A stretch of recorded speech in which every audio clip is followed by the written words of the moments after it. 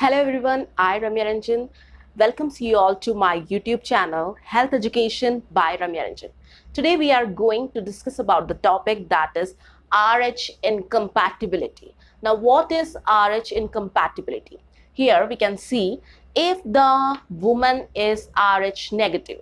अगर woman RH negative है and she is carrying the baby who is RH positive, तो उस case में क्या होगा? At the end of the delivery के टाइम पे जब बेबी बाहर निकल रहा होगा, प्लाजेंटल सेपरेशन के टाइम पे हो सकता है जो मदर और बेबी का ब्लड जो है वो मिक्सअप हो जाए। तो उस केस में suppose RH negative blood RH positive blood जो है, मतलब बेबी का जो ब्लड है वो मदर के सर्कुलेशन में अगर आ जाता है, तो उस केस में क्या होगा? मदर का बॉडी जो है वो क्या क्रिएट करेगा?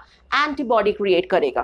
तो उस केस में जो फर्स्ट बेबी है वो तो बाहर आ जाएगा उसी टाइम पे, जितने टाइम पे मदर के बॉडी ने एंटीबॉडी क्रिएट किया उतनी देर में तो बेबी बाहर आ जाएगा। लेकिन what about the next baby? अगर वो नेक्स्ट टाइम प्रेग्नेंट होती है, क्योंकि एंटीबॉडी अगर एक बार क्रिएट हो जाता है तो वो मदर की बॉडी में ही रहेगी, और नेक्स्ट टाइम जब जो मदर है, जो वुमेन है, वो प्रेग्नेंट हो जाती है और again she is carrying the RH positive baby. If she is carrying the RH positive baby, then वो जो antibody already mother की body में present है, that antibody will attack the fetus RBC. वो fetus की RBC को attack करेगा, उसका destruction करेगा, and that is known as RH incompatibility.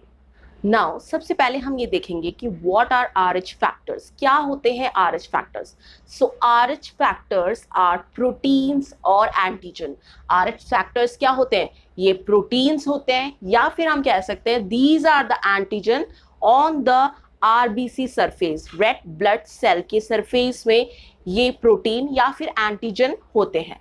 जिस पर्सन के RBC में, RBC सेल्स के सरफेस में ये प्रोटीजन होते हैं, RH फैक्टर्स प्रेजेंट होते हैं, तो उन्हें RH पॉजिटिव कहा जाता है। Once again I will say this, जिस पर्सन के बॉडी में ये एंटीजन्स प्रेजेंट होते हैं RBC सेल्स के सरफेस में, RBC सेल्स है उनके सरफेस में ये प्रोटीन्स अगर प्रेजेंट होंगे या ये एंटीजन्स अगर प्रेजेंट होंगे तो उन्हें बोलेंगे RH पॉजिटिव। बट अगर जिस पर्सन के RBC सेल्स में ये प्रोटीन्स प्रेजेंट नहीं होंगे या ये एंटीजन्स प्रेजेंट नहीं होंगे तो उनको हम बोलेंगे RH नेगेटिव। तो RH जो फैक्टर है वो बेसिकली हमारे ह्यूमन बॉडी में कोई एज सच फर्क उससे पड़ता नहीं है, लेकिन अगर जैसे प्रेगनेंसी टाइम पे ये RH फैक्टर बहुत ही इंपॉर्टेंट होता है चेक करना, because it will cause RH incompatibility, या फिर कोई भी ऐसा प्रोसीजर जिसकी वजह से RH पॉजिटिव और RH नेगेटिव ब्लड मिक्सअप हो जाए किसी भी ह्यूमन बॉडी में, that will cause a dangerous situation for that person. Otherwise ये RH नेगेटिव होना या RH पॉजिटिव होना, इससे हमारे बॉडी में नॉर्मल हेल्थ में कोई फर्क नहीं पड़ता है। So this is about the RH factors. Now let us see how this condition will happen. Okay.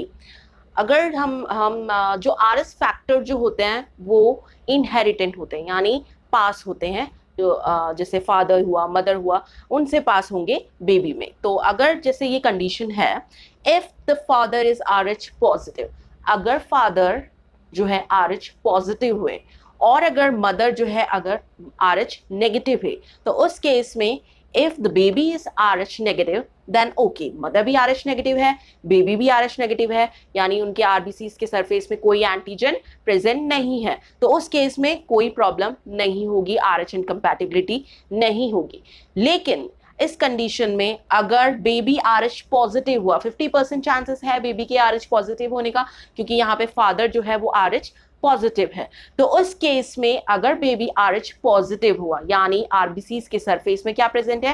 Antigen present है, और मदर क्या है? RH नेगेटिव है, यानी मदर के RBCs के सरफेस में कोई एंटीजन प्रेजेंट नहीं है, उस केस में नॉट होगी, क्योंकि यहाँ पे ब्लड अगर मिक्स हुआ तो एंटीजन जो है वो मदर के बॉडी में जाएगा, एंड मदर का बॉडी क्या देखेगा कि फॉरेन इन्वेटर आ गया है, अब हमें इसे अटैक करना है, तो मदर का बॉडी क्या क्रिएट करेगा? उसके अगेंस्ट एंटीबॉडी क्रिएट करेगा। तो यहाँ पे RH इनकम्पैटिबिलिटी होने के चांसेस रहते हैं। नेक्स्ट कंडीशन हम देखते हैं, अगर फादर RH नेगेटिव हुआ और अगर मदर भी RH नेगेटिव ही, उस केस में the baby will be RH negative. तो उस केस में भी कोई प्रॉब्लम नहीं है, RH इनकम्पैटिबिलिटी जो है वो नहीं होगा, वो केस है ओके होगा, क्योंकि यहाँ पे भी मदर RH नेगेटिव है, बेबी भी RH नेगेटिव है, तो उस केस में कोई प्रॉब्लम नहीं होगा, there will be no RH incompatibility. Now, the third case is if the father is RH negative. अगर father RH negative है, mother RH positive अगर हुई, तो उस केस में whether the baby is RH positive or the baby if the baby is RH negative, both the condition are okay, RH incompatibility नहीं होगा, क्योंकि यहाँ पे मदर के RBCs के सरफेस में एंटीजेंस ऑलरेडी प्रेजेंट है। बेबी अगर RH पॉजिटिव होगा तो भी कोई प्रॉब्लम नहीं है, क्योंकि मदर भी RH पॉजिटिव है एंड बेबी भी RH पॉजिटिव है। अगर बेबी RH नेगेटिव हुआ तो मदर जो बेबी है, बेबी के सेल्स के सरफेस में ऑलरेडी जो एंटीजेंस है वो प्रेजेंट नहीं है, तो कोई एंटीजन जो है मदर के बॉडी में ब्लड सर्कुलेशन में नहीं जाएगा। तो both the condition are okay if the mother is RH positive. ठीक है, मदर अगर RH पॉजिटिव है तो कोई प्रॉब्लम नहीं होगा, whether the baby is RH positive और whether the baby is RH negative. यहाँ पे जो है RH इनकम्पैटिबिलिटी नहीं होगा। So let us see about the condition number first. हम अगर फर्स्ट कंडीशन अगर देख के चले तो उस केस में हम अब आगे देखेंगे, अगर RH इनकम्पैटिबिलिटी हो जाता है, फर्स्ट प्रेगनेंसी में क्या होता है, सेकंड प्रेगनेंसी में क्या होता है, RH इनकम्पैटिबिलिटी होता है, तो किस तरीके से हमें उसका प्रिवेंशन करना चाहिए, उसके रिस्क फैक्टर्स क्या है, ट्रीटमेंट क्या है, आगे के जो इसी बारे में हम आगे डिस्कस करने वाले हैं। नाउ लेट अस सी कि जो RH फैक्टर्स है वो फर्स्ट प्रेगनेंसी और सेकेंड प्रेगनेंसी में इसका क्या इफेक्ट होता है। अब फर्स्ट प्रेगनेंसी की अगर बात करें तो अगर if the mother is RH negative and the baby is RH positive, अगर बेबी RH पॉजिटिव है और मदर अगर RH नेगेटिव है, तो उस केस में at the end of the pregnancy जब डिलीवरी का टाइम हो रहा होगा, तो उस टाइम पे जब फीटस जब बाहर आ गया है और उसके बाद फीटस बाहर आने वाला होगा, प्लेजेंटल सेपरेशन होना चालू हो जाएगा, तो उस केस में लेबर के टाइम पे क्या होगा कि मदर और फीटस का ब्लड जो है वो मिक्स हो सकता है। तो उस केस में जैसे ही जो बेबी का RH पॉजिटिव ब्लड है वो जैसे ही मदर के बॉडी में जाएगा, तो मदर का बॉडी देखेगा कि कोई फॉरेन इन्वेटर हमारे बॉडी में आ रहा है, और मदर का बॉडी जो है उसके अगेंस्ट अटैक करने के लिए क्या क्रिएट करेगा, एंटीबॉडीज क्रिएट करेगा। यानी इस एंटीजन को अटैक करने के लिए मदर का बॉडी जो है वो क्या क्रिएट करेगा, एंटीबॉडी क्रिएट करेगा। और जितनी देर में मदर का बॉडी एंटीबॉडीज क्रिएट करके जैसे जैसे एंटीबॉडीज की नंबरिंग जो है मदर के बॉडी में बढ़ती जाएगा, उतनी ही देर में जो फर्स्ट बेबी है वो तो फर्स्ट प्रेगनेंसी में जो बच्चा है वो उतनी ही देर में निकल के बाहर आ जाएगा। तो इस वजह से वो एंटीबॉडी जो है फर्स्ट बेबी को कोई प्रॉब्लम नहीं करेगा, क्योंकि उतनी देर में तो बेबी बाहर आ जाएगा जितनी देर में मदर के बॉडी में एंटीबॉडीज का जो प्रोडक्शन है वो बढ़ जाएगा। ठीक है, तो लेकिन इसलिए फर्स्ट बेबी में तो कोई प्रॉब्लम नहीं आएगा, लेकिन कुछ प्रोसीजर्स जैसे कि इन्वेसिव प्रोसीजर्स सच एज अगर मदर को सपोज ट्रॉमा हो गया जिसकी वजह से ब्लड मिक्सअप हो गया, या फिर कुछ प्रोसीजर्स जैसे कि एमनियोसिंथेसिस हुआ, फीटल ब्लड कॉर्ड सैम्पलिंग हुआ, उस केस में मदर विल बिकम सेंसिटाइज, यानी मदर उस टाइम पे सेंसिटाइज हो सकती है। अगर ये सारे इन्वेसिव प्रोसीजर्स या फिर ट्रॉमा अगर बीच में हो जाए डिलीवरी से पहले, ठीक है, इन प्रेगनेंसी, उस केस में ब्लड दोनों मिक्स हो सकता है और मदर जो है वो सेंसिटाइज जो है वो हो सकती है। उस केस में ब्लड मिक्स होने से मदर की बॉडी तुरंत देख लेगी कि कोई फॉरेन बॉडी आया है, एंटीजन हमारे बॉडी में आया है, और मदर का बॉडी जो है वो एंटीबॉडी क्रिएट कर लेती है।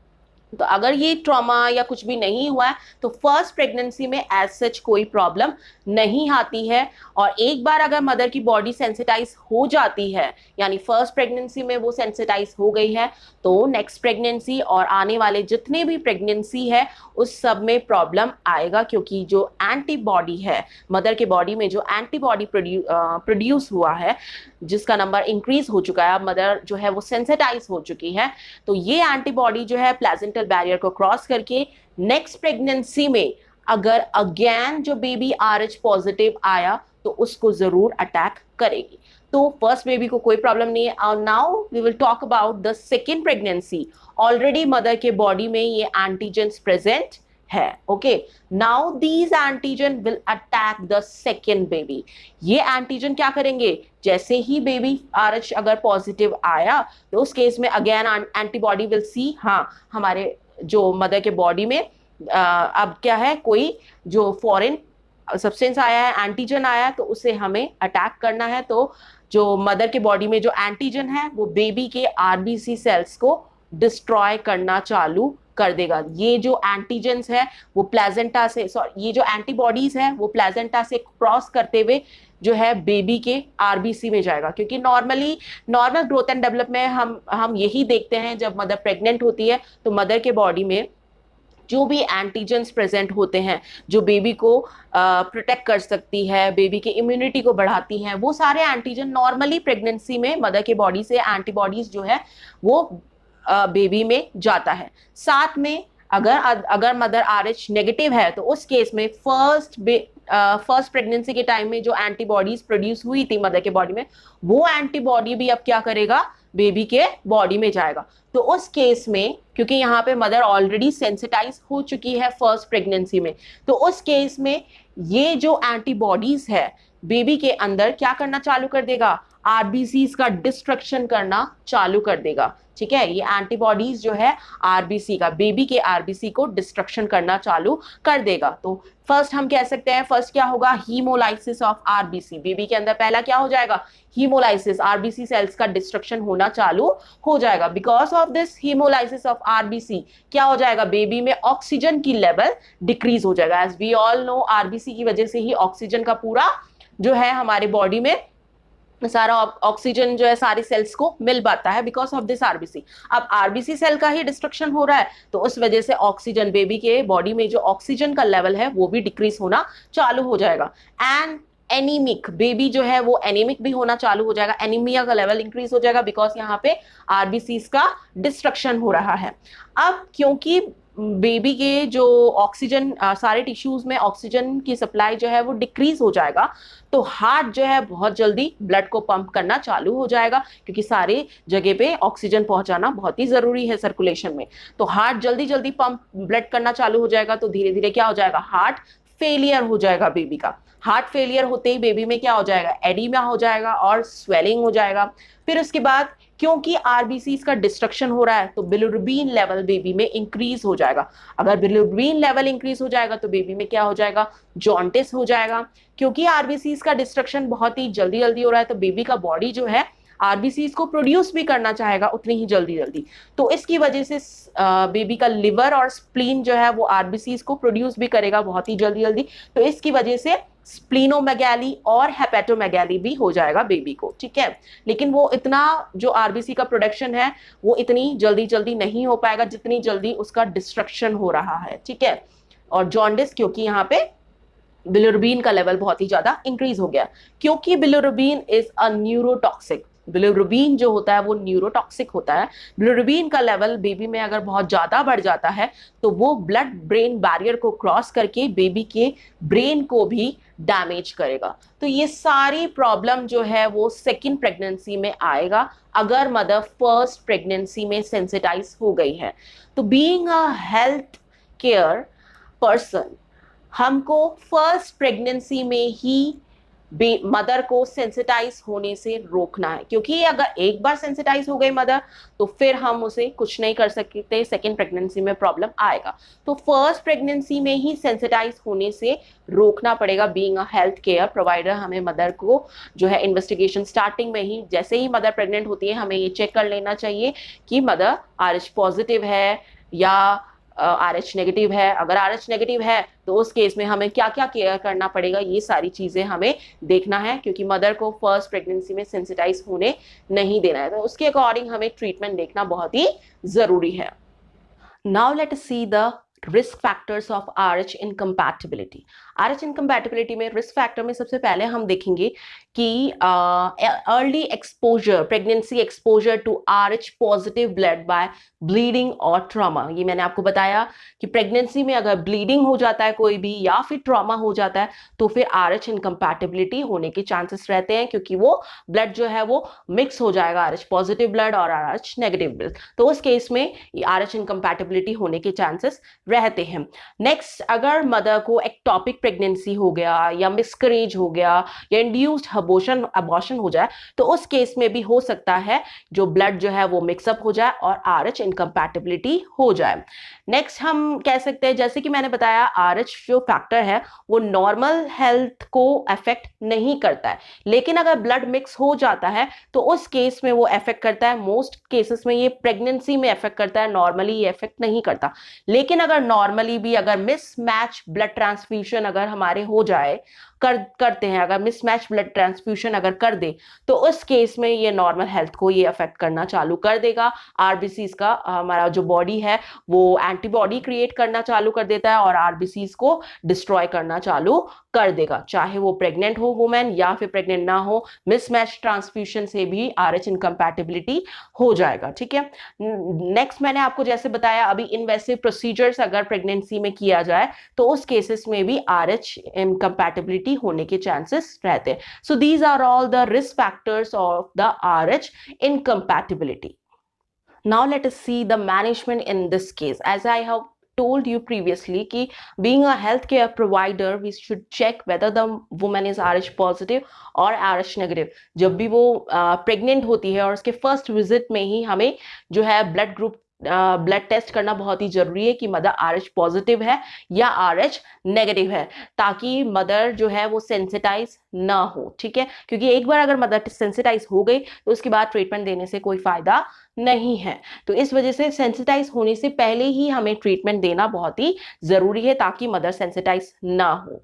Okay, preventing the mother becoming sensitise, सबसे पहला और फॉरमोस्ट केयर यही है, preventing the mother to become sensitise. Management में सबसे पहले हमें यही देखना है कि मदर सेंसिटाइज नहीं होनी चाहिए, उससे पहले ही हमें ट्रीटमेंट देना बहुत ही जरूरी है। तो prenatal periodic checkup of RH factors, RH factor का पीरियोडिक चेकअप प्रीनेटल पीरियड में ही करना बहुत ही जरूरी है। अगर मदर RH नेगेटिव है और बेबी RH पॉजिटिव है तो उस केस में हमें क्या इंजेक्शन देंगे, मदर को इंजेक्शन रोगम दिया जाएगा, मदर को इंजेक्शन रोगम दिया जाएगा, IM दिया जाएगा, 300 माइक्रोग्राम्स दिया जाएगा। ओके, इंजेक्शन रोगम दिया जाएगा, 300 माइक्रोग्राम्स IM दिया जाएगा, और या फिर हम कह सकते हैं 1500 इंटरनेशनल यूनिट्स ऑफ रोगम दिया जाएगा। कब दिया जाएगा? 2 बार दिया जाएगा। फर्स्ट जो है 28 वीक्स में दिया जाएगा, ताकि कोई भी इन्वेसिव प्रोसीजर्स या ट्रॉमा की वजह से जो है मदर जो है सेंसिटाइज ना हो पाए। नेक्स्ट जो है after delivery with in 72 hours के अंदर अंदर भी रोगम देना बहुत ही जरूरी है। तो this is the only treatment जो हम दे सकते हैं इसमें ताकि मदर सेंसिटाइज ना हो, that is injection Rhogam. Rhogam का क्या काम होता है? It will stop immune system to create antibody. Rhogam injection लगते ही जो है हमारा इम्यून सिस्टम जो है वो एंटीबॉडी क्रिएट करना बंद कर देगा। यानी अगर एक बार मदर को रोगम इंजेक्शन लग गया है तो मदर फिर सेंसिटाइज नहीं होगी, मदर के बॉडी में एंटीबॉडी क्रिएट नहीं होगी। यानी अगर एंटीबॉडी क्रिएट नहीं होगा तो आगे फिर कोई भी प्रॉब्लम जो हमने देखी थी वो कुछ भी नहीं होने वाला है। तो हमने डोसेस देखा, इसका डोज जो है मैंने आपको बताया 300 माइक्रोग्राम्स दिया जाता है, वो भी 28 वीक्स में। ठीक है, और डिलीवरी के बाद भी विद इन 72 आवर्स के अंदर 300 माइक्रोग्राम ऑफ इंजेक्शन रोगम IM दिया जाएगा। लेकिन अगर फर्स्ट ट्राइमेस्टर के अंदर अंदर जैसे कि सपोज इंड्यूस्ड अबॉर्शन हो गया मदर का, या फिर स्पॉन्टेनियस अबॉर्शन या एक्टॉपिक प्रेगनेंसी या फिर बायोप्सी अगर की जाती है विद इन फर्स्ट ट्राइमेस्टर, तो उस केस में रोगम का जो है रोगम इंजेक्शन जो है 72 आवर्स के अंदर अंदर ही हमें देना है, और उसका जो डोज है वो हो जाएगा 50 माइक्रोग्राम्स। ओके, यानी अगर फर्स्ट ट्राइमेस्टर में हम दे रहे हैं रोगम विद इन फर्स्ट ट्राइमेस्टर, तो वो हो जाएगा, उसका डोज हो जाएगा 50 माइक्रोग्राम्स, वो भी IM ही दिया जाएगा और 72 आवर्स के अंदर अंदर दिया जाएगा।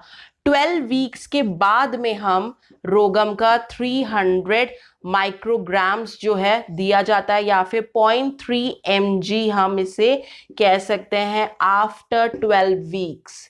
ठीक है, 12 वीक्स के बाद में हम इसको, हमने बताया 28 mg जो दिया जाता 28 वीक्स में, यानी 12 वीक्स के बाद में हम जब भी दे रहे हैं रोगम तो कितना देंगे, उसका फुल डोज दिया जाएगा, दैट इज 300 माइक्रोग्राम्स। और अगर mg में हम देखेंगे तो 0.3 mg दिया जाएगा 12 वीक के बाद में हम जब भी दे रहे हैं। लेकिन अगर हम 12 वीक से पहले अगर हम देंगे, तो जैसे कि ये सारा केस अबॉर्शंस वाले केस या बायोप्सी वगैरह जो कि फर्स्ट ट्राइमेस्टर से पहले ही किए होते हैं, तो उस केस में रोगम का जो डोज होगा वो 50 माइक्रोग्राम्स का होता है। तो this is all about the RH incompatibility. हमने देखा अभी RH इनकम्पैटिबिलिटी में क्या होता है, इसमें अगर मदर RH नेगेटिव है और अगर बेबी RH पॉजिटिव है, और अगर इनका ब्लड जो है मिक्सअप हो जाता है, मदर के सर्कुलेशन में बेबी का ब्लड मिक्सअप हो जाता है, तो मदर का जो बॉडी है, मदर का जो इम्यून सिस्टम है, वो क्या देखता है कि कोई एंटीजन फॉरेन बॉडी हमारे बॉडी मदर के बॉडी में आया है, तो मदर का इम्यून सिस्टम उसके अगेंस्ट एंटीबॉडी प्रोड्यूस करता है, और उसके बाद ये सारी कहानी चालू हो जाती है। एक बार अगर मदर का बॉडी सेंसिटाइज हो जाता है तो उसके बाद फिर ट्रीटमेंट देने से कोई फायदा नहीं है। तो मदर का बॉडी सेंसिटाइज होने से पहले ही हमें ट्रीटमेंट देना बहुत ही जरूरी है, यानी फर्स्ट ट्राइमेस्टर में ही हमें ये रूल आउट करना है whether the mother is RH positive और नेगेटिव, और अगर मदर RH नेगेटिव हुई है तो बेबी RH पॉजिटिव है या नेगेटिव है, ये चीज देखना बहुत ही जरूरी है। और फिर उसके बाद अगर ऐसा कुछ है तो उस केस में ही हम ट्रीटमेंट दे देंगे रोगम।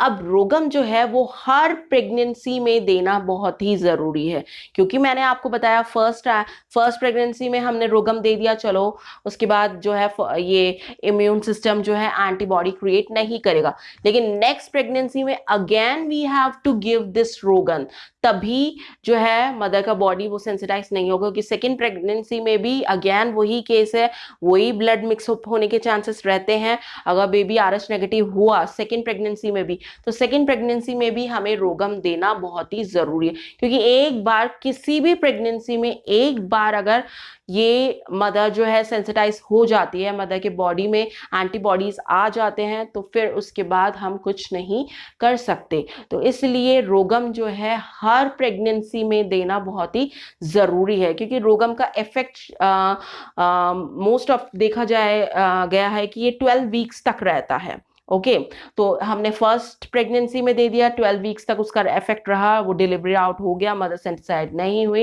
Everything is okay. Second pregnancy में रोगम का इफेक्ट अभी नहीं है, तो सेकेंड प्रेगनेंसी में भी हमें ये जो इंजेक्शन देना बहुत ही जरूरी है, हर प्रेगनेंसी में रोगम देना बहुत ही जरूरी है। तो this is all about RH incompatibility. I hope आपको ये टॉपिक समझ में आ गया होगा। सो प्लीज लाइक कीजिए, कमेंट कीजिए, शेयर कीजिए एंड सब्सक्राइब कीजिए my channel that is health education by Ramya Ranjan.